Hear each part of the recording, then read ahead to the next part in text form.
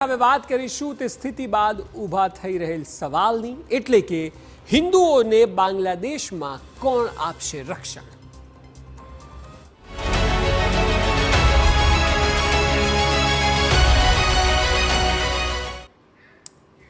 તો બાંગ્લાદેશમાં તખ્તા પલટ બાદ લઘુમતીઓ ટાર્ગેટ પર છે। બાંગ્લાદેશમાં વસતા હિન્દુઓ પર થઈ રહેલા અત્યાચાર અને મંદિરો પર હુમલાની ઘટના મુદ્દે અમદાવાદમાં સંત સંમેલન યોજાયું, જેમાં દ્વારકાપુરીના શંકરાચાર્ય સદાનંદ સરસ્વતી ઉપસ્થિત રહ્યા। સંતોએ પોતાના પ્રવચનોમાં બાંગ્લાદેશમાં વ્યાપેલી હિંસાની ટીકા કરી। બાંગ્લાદેશમાં પીડિતો પ્રત્યે સંમેલનમાં સહાનુભૂતિ વ્યક્ત કરવામાં આવી।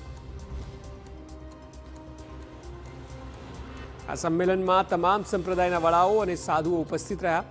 સંત સંમેલનમાં 8 મુદ્દાઓના પ્રસ્તાવને પાસ કરાયો, જેમાં બાંગ્લાદેશના હિન્દુઓ પ્રત્યે સંવેદના, હિન્દુઓ પર અત્યાચારનો વિરોધ, બાંગ્લાદેશના હિન્દુઓ માટે મદદ આ સહિતના મુદ્દાઓનો સમાવેશ થયો।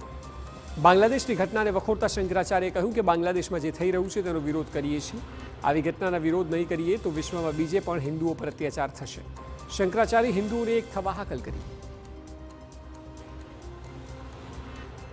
तरह से जो अत्याचार हो रहा है और इसका यदि हम लोग आवाज नहीं उठाएंगे, भारत में रहने वाले हिंदू एक नहीं होंगे, आंदोलन नहीं करेंगे, उपदेश नहीं करेंगे, प्रार्थना नहीं करेंगे, भगवान से प्रार्थना भी करनी चाहिए। जो कर सकते हैं वो करना चाहिए। नहीं करेंगे तो पूरे विश्व में जहां जहां हिंदू हैं और जहां जहां ऐसी समस्याएं, राजनीतिक समस्याएं आएंगी, उनके साथ भी यही व्यवहार होगा।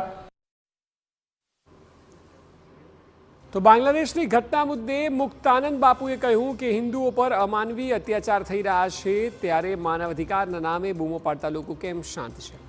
સાથે તેમણે કહ્યું કે તમામ સંતો બાંગ્લાદેશના પીડિત હિન્દુઓની સાથે છે, વિસ્થાપિતો માટે તમામ મદદ કરાશે। તખ્તો બદલાયા પછી જે લઘુમતીઓની ક્રૂર રીતે હિંસા થઈ રહી છે, અને સ્વાભાવિક છે કે લઘુમતીમાં સૌથી વધુ સંખ્યામાં હિન્દુઓ ત્યાં રહેલા છે। એ હિન્દુઓ પર જે અમાનવીય અત્યાચાર થઈ રહ્યા છે, ધાર્મિક સ્થાનો તોડાઈ રહ્યા છે, સ્ત્રીના શીલ લૂંટાઈ રહ્યા છે, લૂંટફાટ થઈ રહી છે, સળગાવી દેવામાં આવે છે, એ જોઈને બધા જ સંતોનું હૃદય અત્યંત દ્રવિત અને પીડિત છે। એટલે સૌ પ્રથમ આ સભાનો ઉદ્દેશ તો 2-3માંનો એક છે કે સૌને માટે અમે સહાનુભૂતિ અને એમની સાથે છીએ। બાંગ્લાદેશ